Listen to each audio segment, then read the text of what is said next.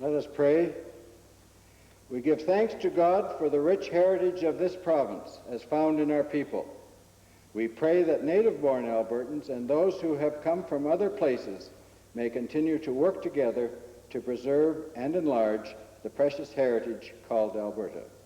Amen.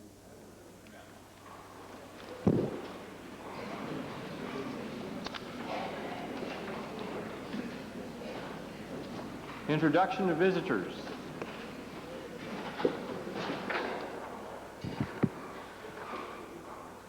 Honorable members, seated in the Speaker's Gallery this afternoon is Mr. Arthur Dixon from Calgary, a former Speaker of the Legislative Assembly. He was appointed Deputy Speaker on August 19, 1955, and later became Speaker and served from March 26, 1963 to March 1, 1972. Mr. Dixon was first elected in August 5, 1952 general election. He was re-elected in 1955, 1959, 1963, 1967, 1971, and served until 1975. He served the constituencies of Calgary, Calgary Southeast, Calgary South, and Calgary Milliken. Would you please, honorable members, give Mr. Dixon a cordial welcome.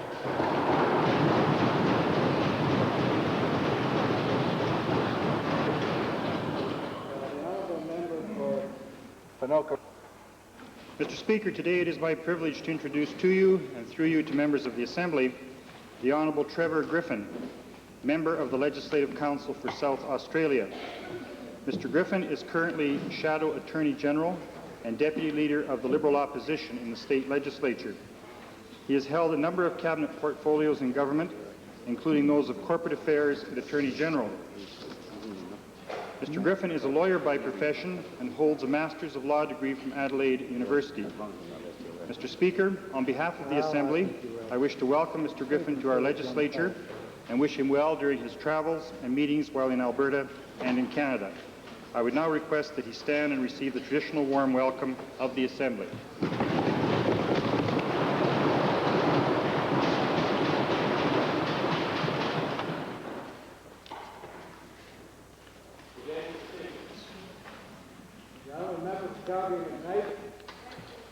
Mr. Speaker, I'd like to present a petition from another 201 constituents who are calling on the government to review the present NEF contours as they relate to the Calgary International Airport.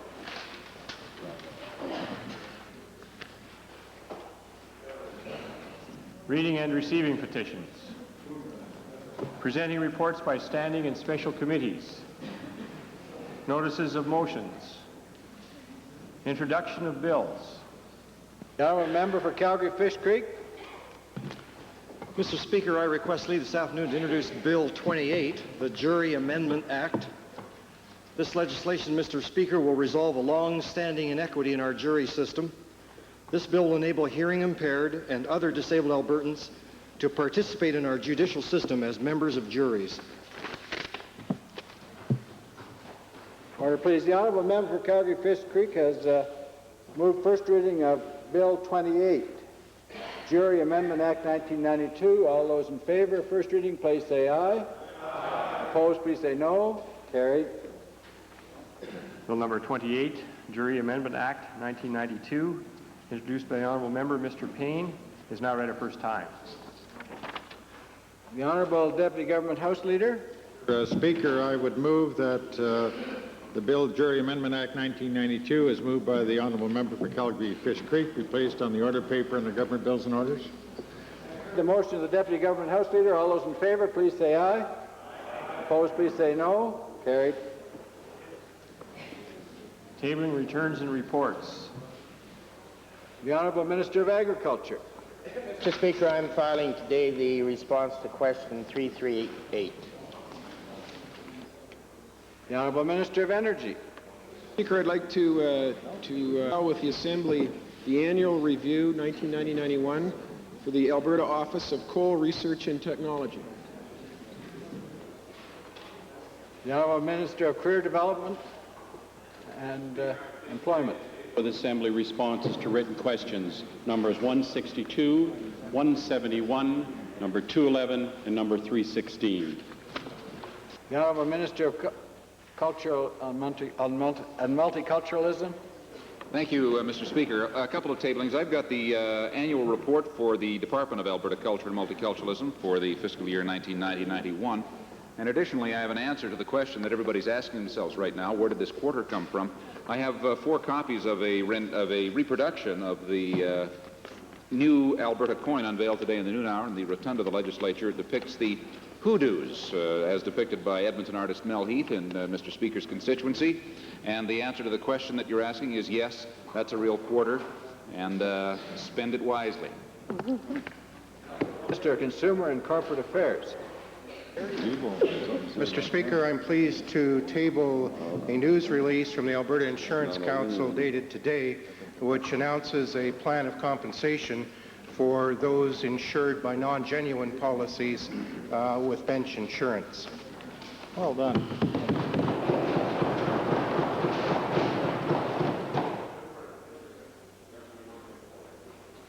Introduction of special guests. The Honourable Minister of Public Works, Supply and Services. Very much, Mr. Speaker. In the members' gallery today are 2 distinguished leaders of some 27,000 young ladies in this province who belong to the Girl Guides of Canada organization. These 2 leaders, Mr. Speaker, Rosalind Schmidt, who's the chairman of the Provincial Building Committee, Girl Guides of Canada, and Betty Schofield, who's a member of the Provincial Council of Girl Guides of Canada, are in the members' gallery. I'd ask them to rise, Mr. Speaker, and receive the warm welcome of all members. Hear, hear. Hear, hear. The Honourable Minister of Transportation and Utilities. Thank you, Mr. Speaker. It's a pleasure for me today to introduce a total of 33 visitors to this legislature, 24 students, 2 teachers, and 7 parents from the community of Manning, the Manning Elementary School, otherwise known in the north as Shangri-La of the North. The teachers are Leslie Snyder and John Elliott. The parents, Lynn Sharp, Judy McCracken, Janet Vandermark, Dawn Padushak, Bev Brown, Ina Roachishin, and Val Scamahorn. They, along with the students, I would ask to stand and receive the warm welcome of this assembly. The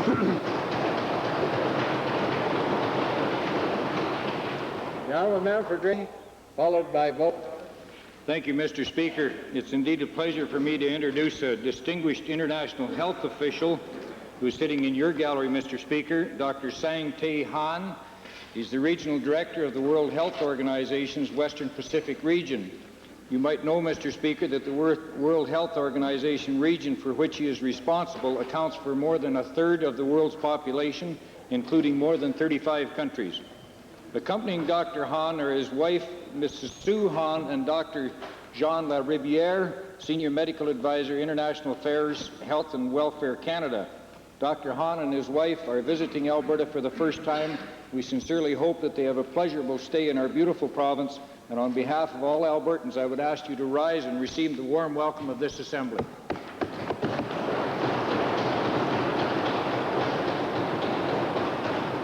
The Honourable Member for Bow Valley. Mr. Speaker, it's my pleasure today to introduce a group from Kitchener School, which is in Empress. Empress is a remote community right against the Saskatchewan border, and these people have traveled by private car all the way to get here, which is quite a distance. In the group, Mr. Speaker, there are 7 students from the Kitchener School. They're accompanied by their teacher, Mrs. Rachel Booker, by parents, Mr. and Mrs. Luce, Mr. Clint Steinley, and Mr. Wayne Booker. I would ask them to now rise in the public gallery and receive the warm welcome of the Assembly.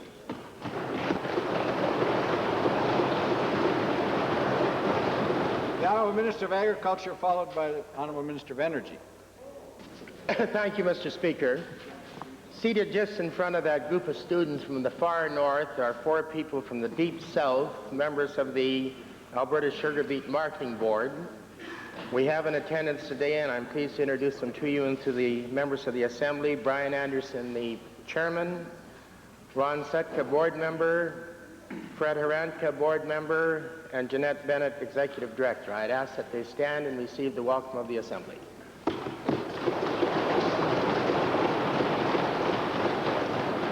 Honourable Minister of Energy.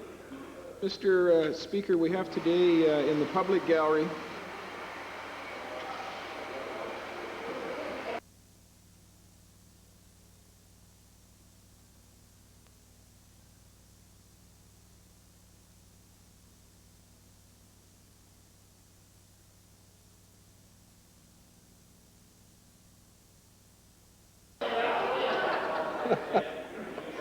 Order, please. The Honourable Minister of Energy like to try again. Mr. Speaker, the public gallery, we have 44 students accompanied by teachers and parents, assistants that are from the Clarence Sansom Community School. They are all enrolled in the English as a Second Language program at Clarence Sansom, and I had them in my office, and we had a nice chat with them about government in Alberta. I'd like them to stand and receive the welcome of the Assembly.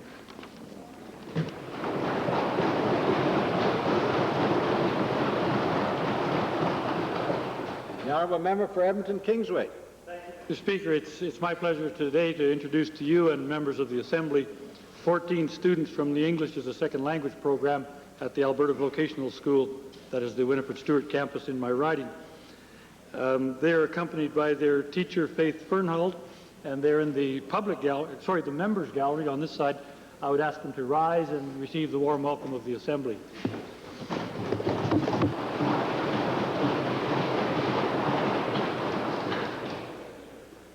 The Honourable Member for Edmonton Jasper Place. Mr. Speaker, it's my pleasure to introduce a fine volunteer person from the constituency of Edmonton Jasper Place.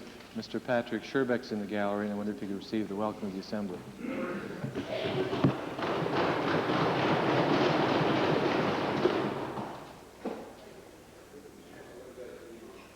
Ministerial statements. Oral question period. Honourable the Leader of the Opposition. Mr. Speaker, we have a premier who judges his ministers on performance, yet when performance is lacking, he does nothing. Mr. Speaker, we have a minister who assigns blames to auditors and to management rather than accepting responsibility where it belongs at the ministerial level. Mr. Speaker, I would like to file with the Assembly a series of letters between representatives of the government and the Alberta Securities Commission, with the covering letter by the Minister of Technology showing that this minister was exercising responsibility in the midst of the TELUS prospectus error involving Novotel, and this was dated September the 23rd, 1990, Mr. Speaker. Two amendments to this prospectus cost $316 million, Mr. Speaker. My question is to the Premier. How can the Premier now claim that there is no ministerial responsibility in this mess when the minister's own signature shows there clearly was? Mr. Speaker, there's no mystery about the documents the honourable member has filed.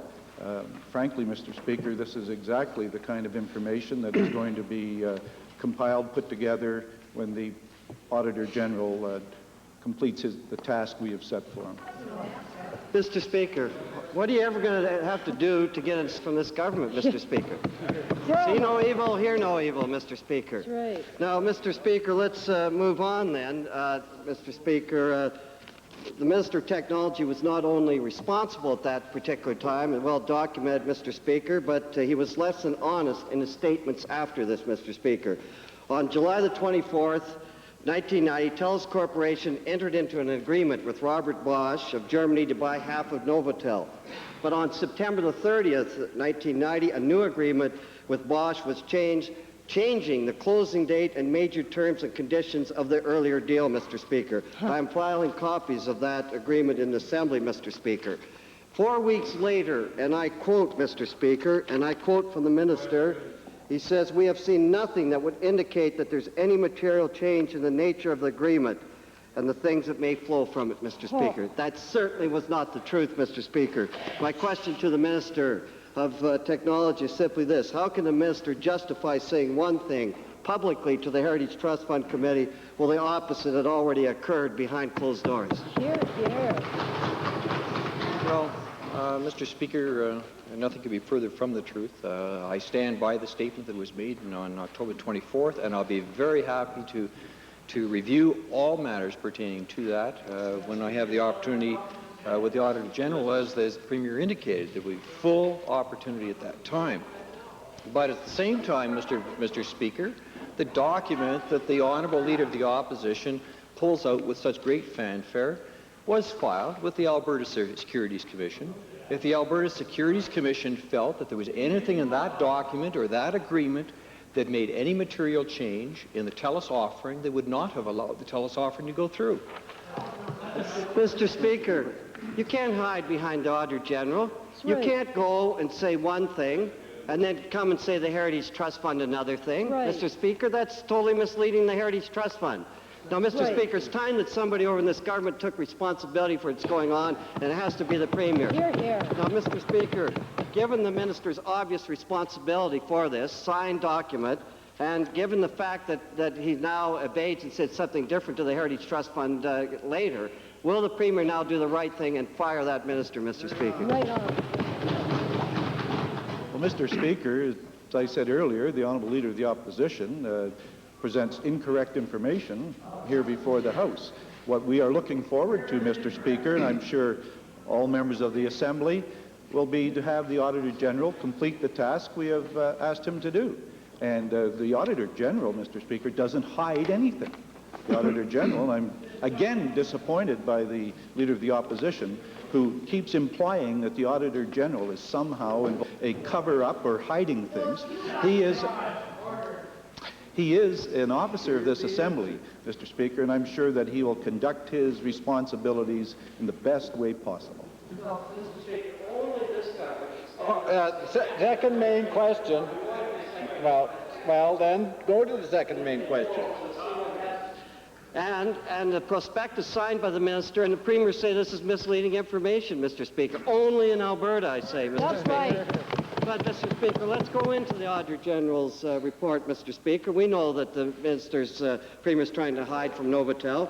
He talks about the Auditor General's investigation, but by referring the matter to the Auditor General, Mr. Speaker, the Premier has placed the Auditor General in an untenable position. Mr. Speaker, I now file a series of letters which shows that the Auditor General was involved in improving the Novotel books as part of the TELUS share offering, Mr. Speaker. Now, despite his involvement, the government is still asking him to investigate the matter, Mr. Speaker. My question to the Premier is simply this. Given that the Auditor General was involved in the Novotel fiasco, how can the Premier justify asking him to look into the matter when to do so means the Auditor General must investigate his own role in this matter, Mr. Speaker? Well, again, Mr. Speaker, the Honourable Leader of the Opposition is incorrect. The Auditor General, before taking on his task that we gave him as special duties to report to this Assembly and to the public, looked at the work that he'd done in the past and was very clear that there was no conflict. Very clear to you, but not to the people of Alberta, Mr. Speaker, trying to find out why they've lost over $500 million, Mr. Speaker. This has nothing to do with the integrity of the Auditor General. It has to do with the integrity of this government. Right on. Now, Mr. Speaker, let's go back. I refer earlier to the Minister of Technology blaming the auditors. Said it publicly, Mr. Speaker. Well, Mr. Speaker, one of the Novotel auditors was this government's own Auditor General. So we have a situation where the Minister is already blaming the Auditor General even before the Auditor General has reported, Mr. Speaker. Right. My question to the Premier is simply this. Again, he can smile and laugh, but people aren't smiling and laughing, Mr. Premier. But how can the Premier justify asking the Auditor General to investigate a matter when the Minister responsible is already blaming the auditors for this fiasco? Mr. Speaker, the Auditor General understands his responsibilities and feels he can make a full report, a full investigation report to this Assembly. I consider the Auditor General to be a fine representative, honourable representative of this Assembly. I'm sure he'll do his job. Speaker, I don't know what it takes. It takes, Mr. Speaker. You're not going to be able to hide for this. You couldn't hide from principle before, Mr. Speaker. Right. So my question to the Premier, think about this for a minute before you talk, Mr. Speaker, and do the right thing. You're not prepared to follow ministerial responsibility and fire the minister. Will you at least now do the right thing and call a public review into the Novotel fiasco? Right on. Well, Mr. Speaker, the honourable member says, would you please call a public review? What does he think we have done? We have asked the Auditor General, who is who's an officer of this Assembly, responsible to all elected members in the province, all parties, who is now carrying out a complete and total review, which he will make public. So, Mr. Speaker, you know, the honourable member worries when I smile at his words. There's nothing funny about the Novotel matter, but some of his comments, as he tries to paint the Auditor General into a cover-up, or somehow going to not carry out a full and honest review of this matter, are just foolish, and they're foolish on his part, and he's very desperate. For Edmonton Glengarry, Leader of the Liberal Party. Order, please. Order, please.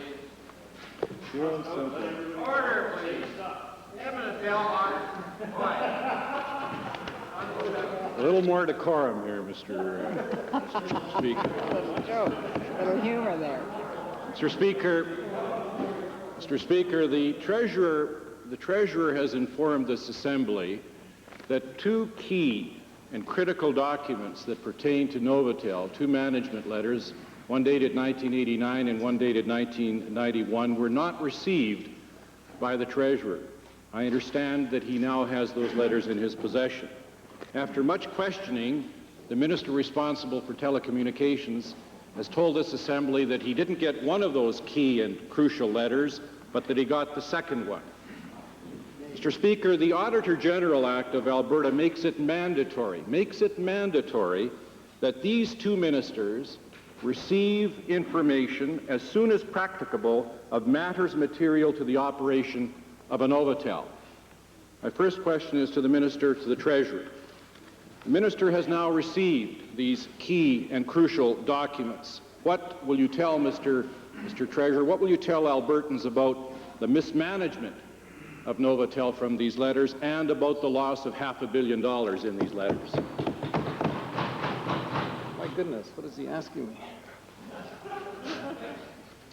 Mr. Speaker, first of all, the member's question is based on some assumption, and I'm not too sure how it leads to his question.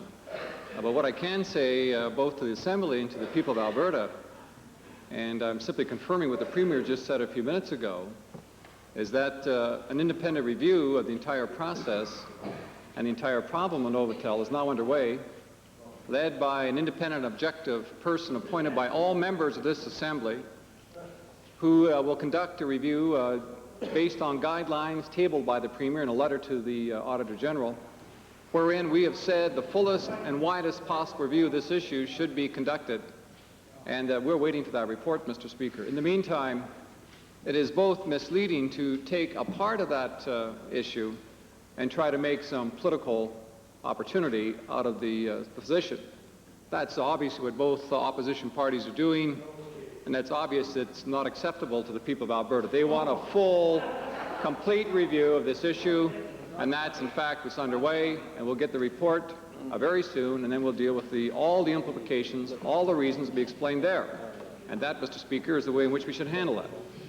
Mr. Speaker, it's obvious that the Treasurer will continue to cover up important facts. Mr. Speaker, my second question is this. The Treasurer had to have known that Novotel was a huge problem because $185 million had to be spent from his Treasury, from his department, to buy Novotel back. The Treasurer knew that there was a statutory duty on the Auditor General and a statutory duty on him to take action if there was a problem. I want to know, Mr. Treasurer, you didn't get two important key documents. Why didn't you phone You knew that you had a statutory declaration. Why didn't you phone the Auditor General? It's not funny, Mr. Treasurer. This is not a funny matter, and it's not a happy matter for Albertans. It's a $566 million loss, and it's not funny. I want to know why you didn't do something, why you didn't phone the Auditor General and say you haven't sent the documents I know that are out there. I know I should be doing something. Why didn't you do something? Mr. Speaker, I've heard a lot of crazy positions in my time in this House, but this is getting close to the top. I'm supposed to, Mr. Speaker, not only deal with the issues that come across my desk by way of correspondence. In some magical way, I've got to be able to understand that anyone else who's writing a letter, which may have to do with Treasury, that I have to watch for that letter.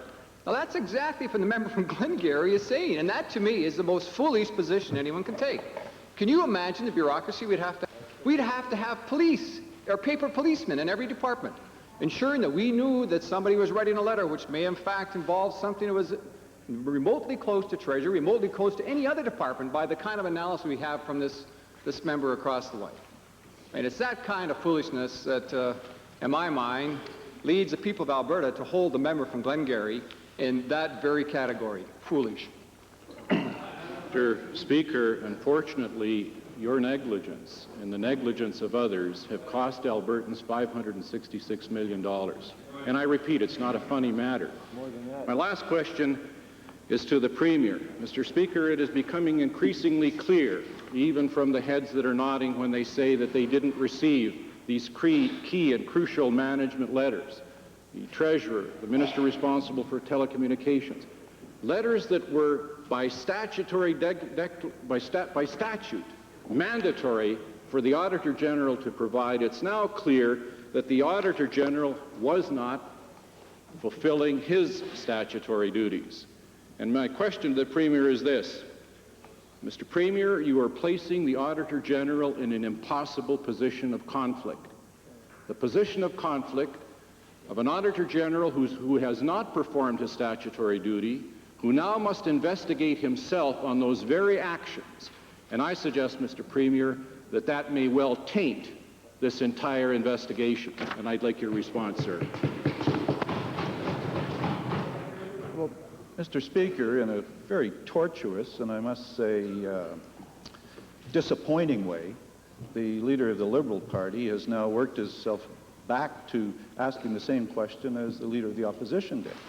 But much worse in his case, because he has tried to throw about words of negligence.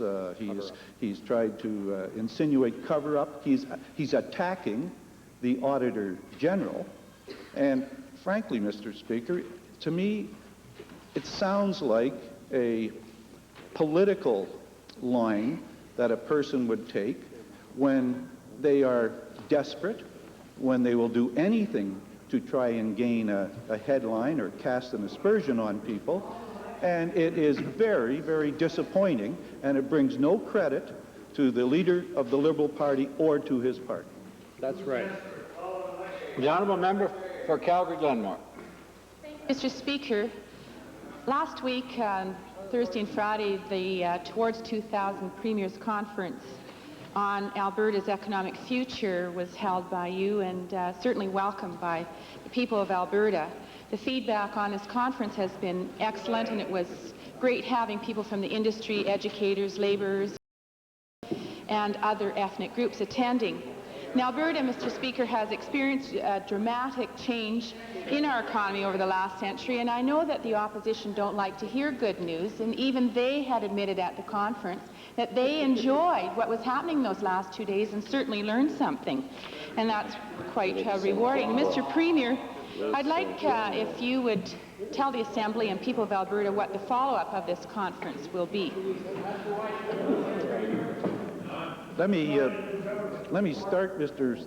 Speaker, by saying how pleased we were with the Towards 2000 Together conference. It brought together people from all walks of life across this province. They worked together in a remarkable show of partnership with the government in terms of looking ahead, Vision 2000, to see if we can't lay the groundwork for a stronger, better economy in our province. And I must say that I appreciated members of other parties attending those sessions. I found it quite helpful, and I know that they were fully involved, and that kind of working together, I think, is what is needed as we go into the year 2000 and building a stronger province. What we will do now, Mr. Speaker, is take all of that input and work together with a multi-stakeholder representative group of Albertans to come up with a blueprint for the future, economic blueprint for the future, which I would hope would be an economic white paper that either by the end of the year or early in 1993 can be discussed amongst all Albertans as we lay the groundwork for a better and stronger province. Speaker, in looking towards 2000 and even beyond, the people of Alberta are really concerned more and more about jobs and what will happen. Can the Premier just give some idea how these changes will be implemented by your government and our government?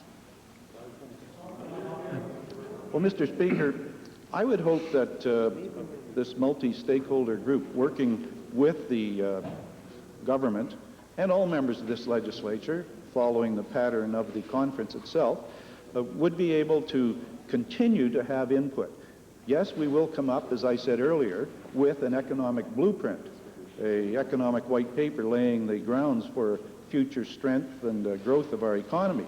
But we will continue, Mr. Speaker, to have a report card process where we can report to Albertans and where they can make changes with us, and we can continue to guide a changing economic blueprint for the future.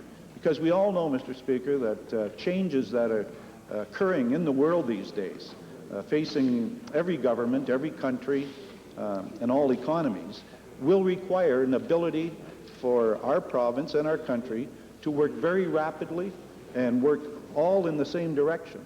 And I think this Toward 2000 Together broke new ground of partnership between the people and the government that is going to be something that we'll all be proud of in the future. The member for Edmonton Avonmore. Mr. Speaker, my questions are to the Premier. Mr. Speaker, the head of the Premier's Council in support of Alberta families has made statements in which he equates intimacy with sexual intercourse and claims people dispose of relationships in thoughtless ways without considering the impact of on children. Such statements indicate very clearly that he has no real understanding of the complexity of family life and of the causes of family breakdown or dysfunction. Will the Premier now replace the chair of the Council with someone with sensitivities to the issues and problems facing families in today's society? Right on. Mr. Speaker, I'm really surprised that the honourable member would take that point of view. She knows the honourable member. She knows the honourable member is working hard as chairman of the Premier's Council in support of Alberta families. The honourable member spoke in the Assembly when discussing the Executive Council estimates, and will be following up on questions that the honourable member raised at that time. And the honourable member is here and perfectly capable of answering any additional questions that the honourable member might have. Thank you, Mr. Speaker. My questions are again to the Premier. Poverty and violence, not a lack of love and acceptance, are major causes of family breakdown and of young people coming into conflict with themselves and the institutions of society. Instead of giving a leadership role to a person who voices platitudes and looks for simplistic solutions, will the Premier now commit to providing leadership in finding solutions to meet the real needs of Alberta families, which flow from poverty and violence and a lack of support services for families who find themselves under stress?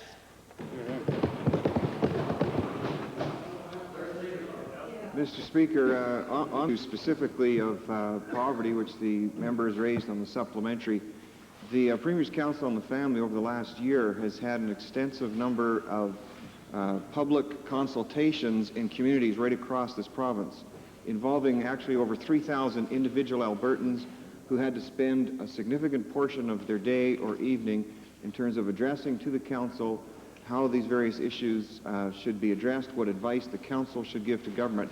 As a matter of fact, poverty and the effect of that was mentioned from time to time. I can tell you, you'll see in the report that will be issued very shortly on these hearings that was by no means the only or the main issue, that there were actually a variety of issues that were brought forward in terms of the types of things that affect families. One of the recurring themes that we heard over and over was the necessity of valuing children, valuing relationships, valuing family networks and community networks. We'll be giving advice to the government formulated on what we heard from the people of Alberta, not necessarily what we hear shouted across this chamber floor, but we heard significantly from the people of Alberta, and we will be reporting to the government and advising on that. For Edmonton Meadowlark. Thank you, Mr. Speaker. Mr. Speaker, today the Treasurer has announced an increase of almost $200 million in his level of borrowing through Alberta capital bonds. Could the Treasurer please tell us what additional losses on Novotel or on other government-funded commercial enterprises does this increase in borrowing represent? Mr. Speaker, the people of Alberta have had an opportunity for the past 5 years to invest in this province's future. And I have never seen a stronger commitment, Mr. Speaker, to the future of this province than has been given to us recently on this current Alberta capital bond issue. In fact, it was so successful, Mr. Speaker, that we had to come back to my colleagues in Cabinet and ask for an increase in the borrowing limits because over $725 million worth of Alberta capital bonds have been sold to Albertans. That is, first of all, a pledge of their faith in the future of this province under the government of Premier Getty, and secondly, assures that we have needed dollars to ensure the building of our capital program, in particular healthcare facilities, universities, college expansion, which were incorporated and expanded in our budget, Mr. Speaker. And finally, a third key point. All of the interest paid on these bonds, Mr. Speaker, goes back to Albertans. They get to have the money themselves. They get to spend it generally here in Alberta, as opposed to having those dollars flow to Zurich, New York, or London. In my mind, Mr. Speaker, this is a very positive signal, and I certainly appreciate the member from Meadowlark giving me a chance to explain fully what's happened on behalf of the people of Alberta. It may be investment for a handful of Albertans. It is runaway debt for this Treasurer. To the extent that the Treasurer is borrowing money for capital projects, why does he not impose a pay-as-you-go capital expenditure program so that we pay for these projects now and we don't mortgage them forever and ever and ever into the future? Well, Mr. Speaker, it's a reasonable position, and I know the member will heed the explanation when he hears it. First of all, Mr. Speaker, there is a blend here in terms of how we handle our capital investments. And remember, Mr. Speaker, when the province borrows for fixed assets, then we're securing productivity in the future. We're investing, Mr. Speaker, in education, in the healthcare system, and that has a long-term value. It's an investment, Mr. Speaker, in real assets. Now, what we have done here in the current program, Mr. Speaker, is that we have now putting these assets in a capital fund. And, Mr. Speaker, we're charging the departments that have requested these investments, such as health and education and advanced education, 1/35 of the cost of borrowing. And therefore, Mr. Speaker, we're in fact listening to the member from Meadowlark, one of the few times, I might add, that he's been somewhat on point, but we are in fact charging over the future course of 35 years ahead the actual 1/35 the cost of that asset. Now, secondly, Mr. Speaker, it's a blend. It's a blend because up to 1986, before the sharp drop in oil prices, we in fact wrote off directly all of the cost of our buildings. So now we have a very substantial investment in infrastructure. Probably Alberta has one of the largest investments in infrastructure of any province in Canada. And that includes, for example, strong municipal facilities, sewer and water programs and roads built essentially by the General Revenue Fund, hospital system, Mr. Speaker, which is unmatched anywhere in Canada. Research facilities, Mr. Speaker, which in fact are going to be the key to our future, both on the science, on the business side, on the health side. And finally, Mr. Speaker, one of the finest advanced educational systems anywhere in Canada. That's where that money's gone, Mr. Speaker. That's where the infrastructure's gone, Mr. Speaker. And that's why Alberta's future is stronger than any province in Canada. Member for Cardston. Thank you, Mr. Speaker. My question is to the Deputy Premier. Mr. Speaker, our Deputy Premier has been representing Alberta's position at the constitutional negotiations that have been ongoing across Canada for the past several weeks. Albertans are concerned about the direction that some of the constitutional issues are taking. Could the Minister tell us what level of support is there for Alberta's position as outlined in our Select Committee report, especially what the status is on Senate reform as it pertains to obtaining a full EEE Senate? Mr. Speaker, may I first of all say how pleased I am to see you all again. And,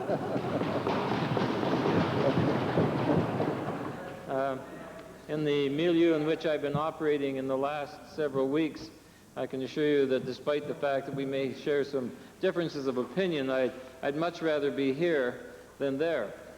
But in any event, I welcome the opportunity to briefly state that we are indeed fortunate that we had, I had with me, the support as outlined unanimously in the Select Committee report with respect to Alberta's position, because it reflects the views of Albertans. And I'm able to take that to the table with me when I enter into discussions.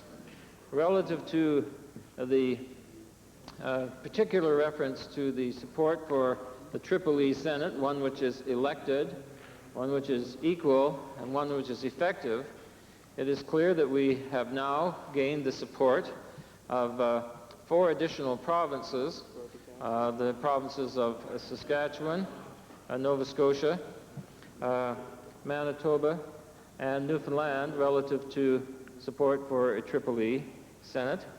And we are also pleased to note that the Northwest Territories, and while they don't have a vote in the proceedings, have also seen fit to give us their support.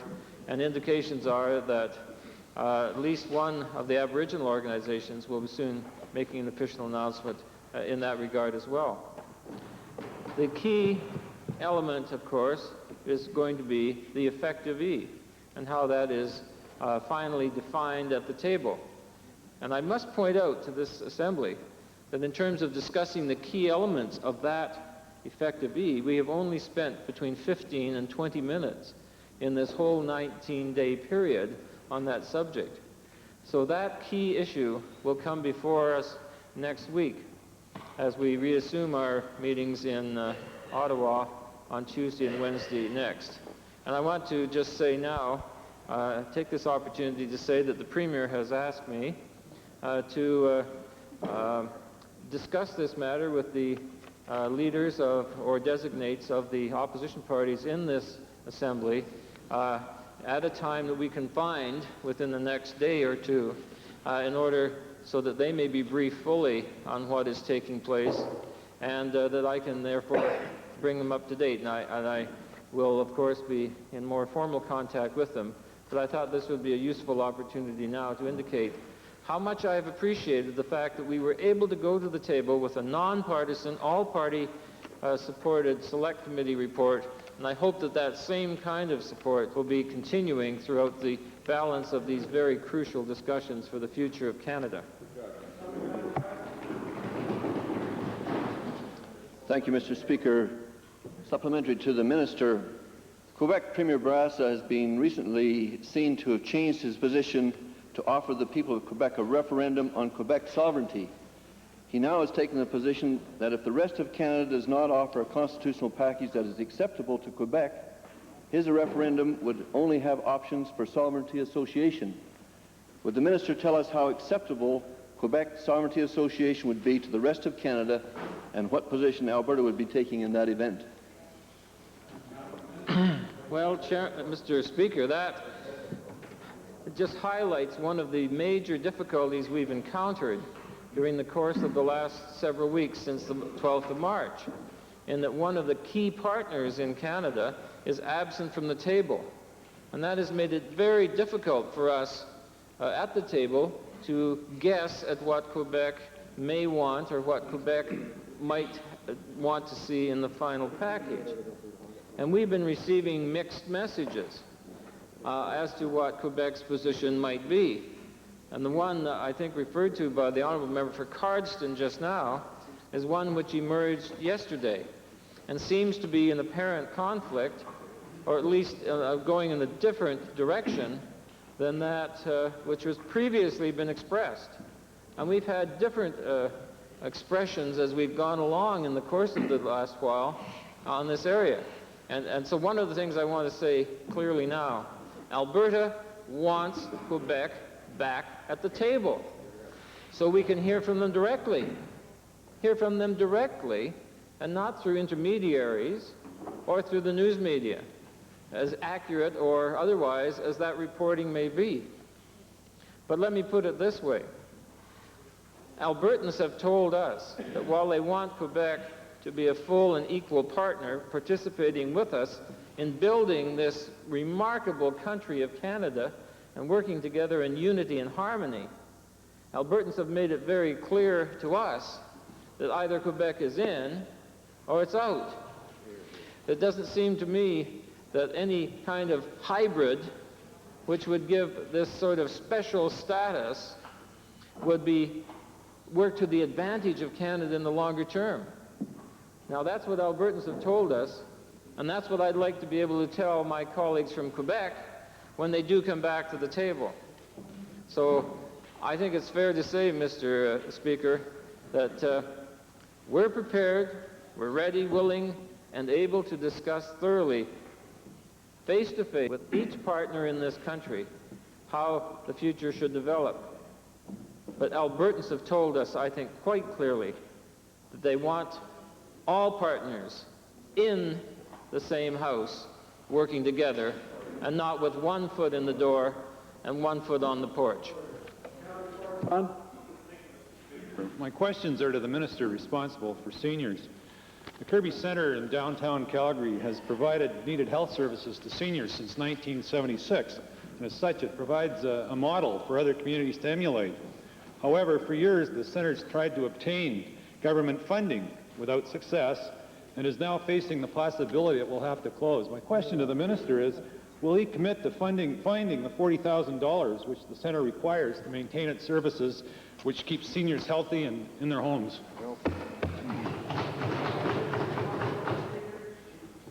Yes, Mr. Speaker. I think that this question more appropriately should be addressed to the Minister of Health, but let me just say a few words about this program. It is true that Kirby has operated a volunteer, semi-volunteer program dealing with a number of health issues at the Kirby Centre, and it's been very successful. There's no question about that. The funding that has been required has been achieved by raising lottery dollars and so on that they held at the centre.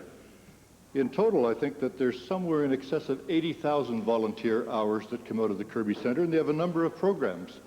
When their funding failed this year, they applied for funding for the Minister of Health, and she had already established programs dealing in this specific area and is not opposed to looking at it, but it wasn't on her agenda this year.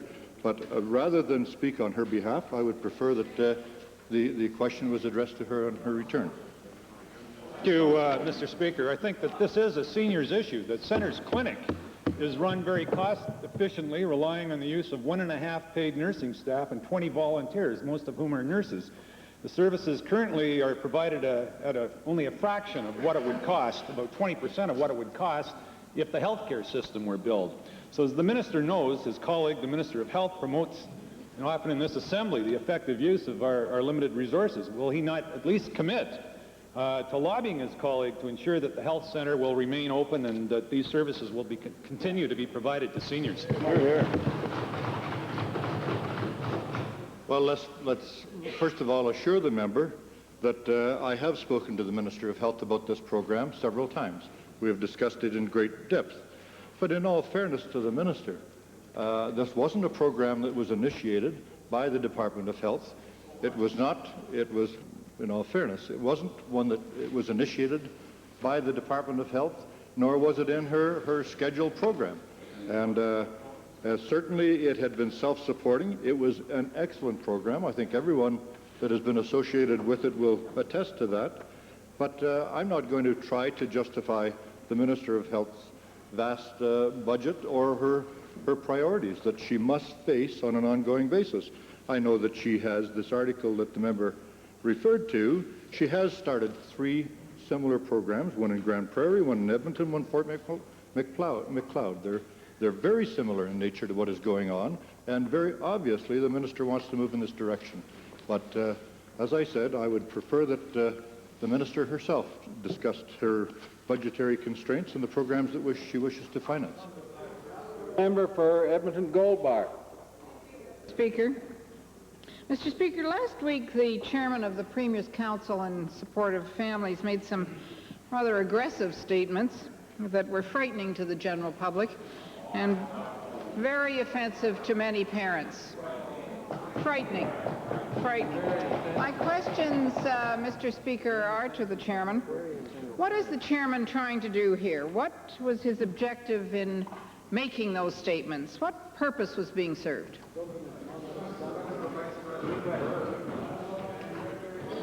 Mr. Speaker, about a week ago, I was involved in a lengthy interview with an Edmonton Journal reporter. We discussed a number of topics. We talked about the Premier's Council on the Family.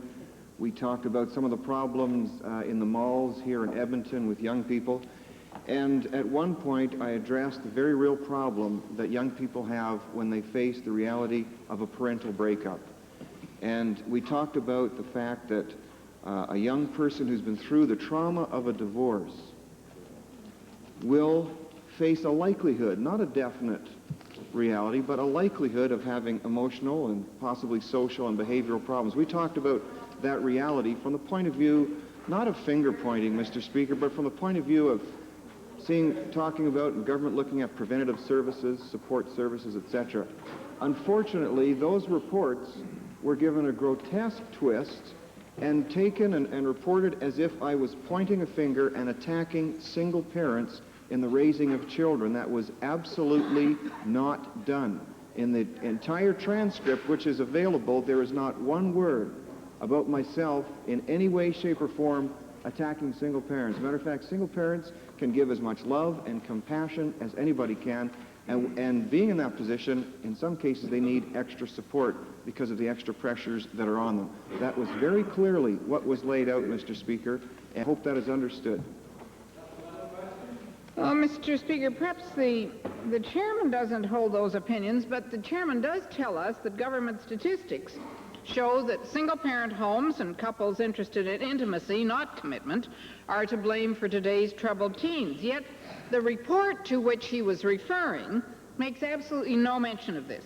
Will he give this House the reference in this document that identifies these conclusions that he's made? Hear, hear. I'm disappointed to say that my colleague across the way joins the colleague from Avonmore in being totally off base in the question. And what has happened here, Mr. Speaker, is they have looked at erroneous, grossly erroneous reports in the Edmonton Journal. They purport to be concerned about single parents. I'm not going to question that concern, but I ask you this, Mr. Speaker. If I or you were truly concerned about a problem, about a communication to single parents, would you not get on it right away? Would you not contact the person? I got on it right away. I contacted the Edmonton Journal. I set up a meeting with their editorial board. I had a letter which was published, though it's been edited. I dealt with it right away because I was concerned about the effect on single parents of these erroneous reports. Did I hear from either of the members across the way? Did they phone me a week ago, Mr. Speaker? No, they did not.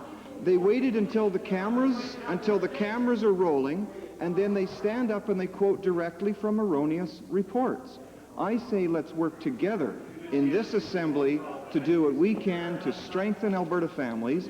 I would suggest they use their research dollars, which they're provided in the tens of thousands, to communicate and find these things out. I would also suggest they go to their primary research source, the Edmonton Journal, because there is a letter in there today from myself which shows the care and concern that I have and that this government has for all parents, including single parents. Ms. Vale? Thank you, Mr.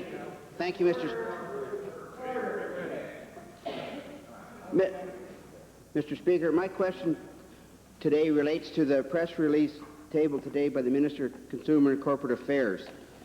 I understand that the Alberta Insurance Council has announced that it will be providing compensation for outstanding claims as a result of faulty insurance policies issued by Bench Insurance.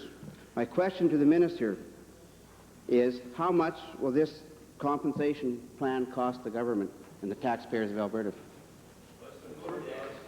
Mr. Speaker, I'm pleased to tell the honourable member and other members of the House that the plan announced today will not cost the Alberta taxpayer any money at all.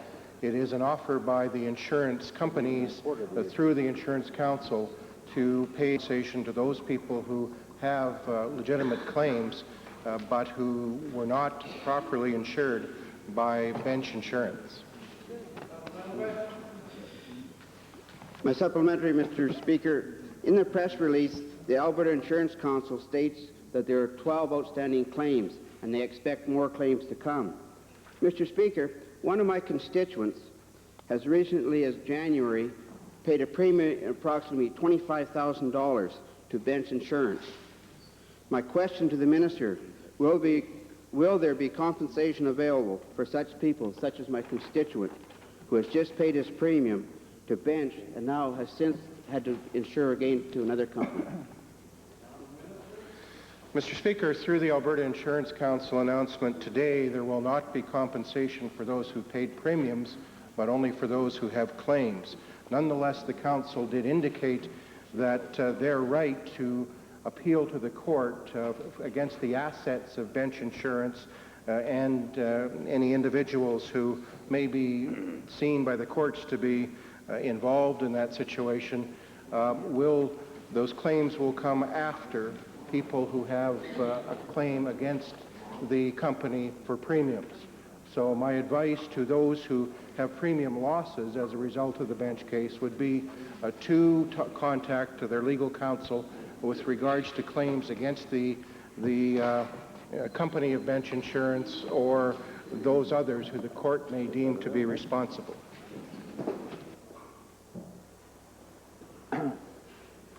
The Honourable Provincial Treasurer gave the Chair indication that he wished to raise a point of order.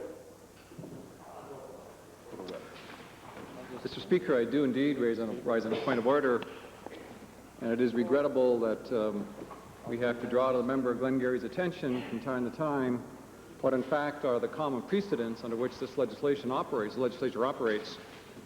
And in doing so, Mr. Speaker, I certainly find legislative authority in our own standing order, section 23, where in fact, without going to the specific sections, there are clear guidance to us, Mr. Speaker, with respect to the way in which we have to hold forth in this legislative assembly, including such words that says that you cannot provide unavowed motives to any member. And clearly, Mr. Speaker, I want to object in the strongest possible way to the use of the word cover-up, which was the specific word the member from Glengarry used. Still further, Mr. Speaker, if we look to the Beauchene, which again has been the common reference for most of these issues, we find a general provision, section 491, wherein that provision, Mr. Speaker, I think is the broad framework provision, which suggests in a general sense that no language is by virtue, of course, unacceptable, but we have established in this legislative assembly our own set of guidelines, Mr. Speaker, as to what is acceptable, not acceptable. I cite here the general reference, which I suggest to you, Mr. Speaker, and to all members, that the word cover-up imputes and suggests some wrongdoing on behalf of the government.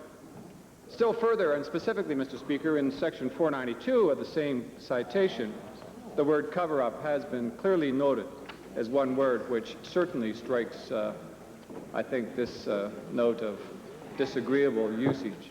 And so, Mr. Speaker, I would hope that the member from Glengarry, now that he's had this settling down period, been able to collect his thinking, would withdraw that comment because obviously it's not right. A member for Edmonton Glengarry. Speaker, I would cite Beauchesne 409, 4093, 4094, 4095, 4096, 410.5, 410.10, and 410.11. This is a totally frivolous point of order.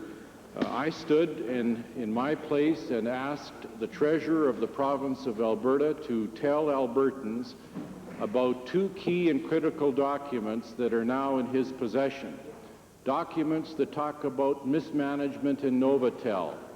Documents that by statutory duty he is required to obtain and statutory duty he is required to take action on. Mr. Speaker, the question that I put to the Treasurer was to tell us, now that he has these documents in his possession, and I know he does, to tell us what the mismanagement statements, observations, conclusions were in the management letters. That answer was not given. I asked, Mr. Speaker, for the Treasurer to tell Albertans from these key and critical documents how it could happen that $566 million could be lost. Mr. Speaker, if you review Blues, you will see that no answer is given, no proper response is given, and the only conclusion that you can come to, Mr. Speaker, is that the Treasurer is attempting to hide something. Why? Why? Order, please. The Honourable Provincial Treasurer has really, in effect, raised the use of the word cover-up in the context of which it was used today. The Chair really feels that the Blues will have to be reviewed to get the proper context because Beauchesne itself is not clear on this word, because while 492 says it is unparliamentary, 490 says since 1958 cover-up has been ruled to be parliamentary. And I think the key citation that the Honourable Provincial Treasurer has used is section 491, which deals with the overall context and atmosphere in the House, and the Chair really feels that the Blues will have to be consulted, and they have been ordered, and the Chair will render a judgment at a later date. May we revert to the introduction of special guests? The Honourable Member for Rocky Mountain House. Thank you, Mr. Speaker.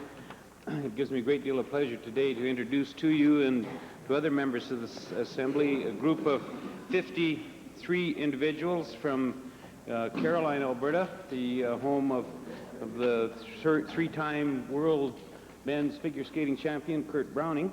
They consist of some 33 bright students, accompanied by their teachers, Mrs. Vivian McFarland and Ms. Karen King, some 17 parents and helpers. Included in that group is the member of the Alberta Roundtable on the Environment and the Economy, Ms. Rosemary Brown. They also have with them their bus driver, Mrs. Linda Fradine. They are seated in the public gallery. I would ask them to rise and receive the cordial welcome of the Assembly.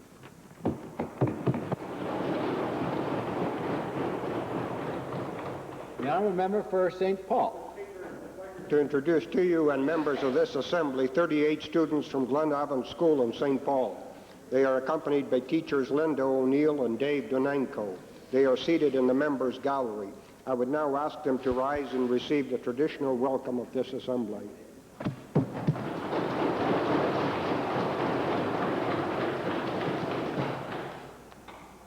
Orders of the day. Written questions.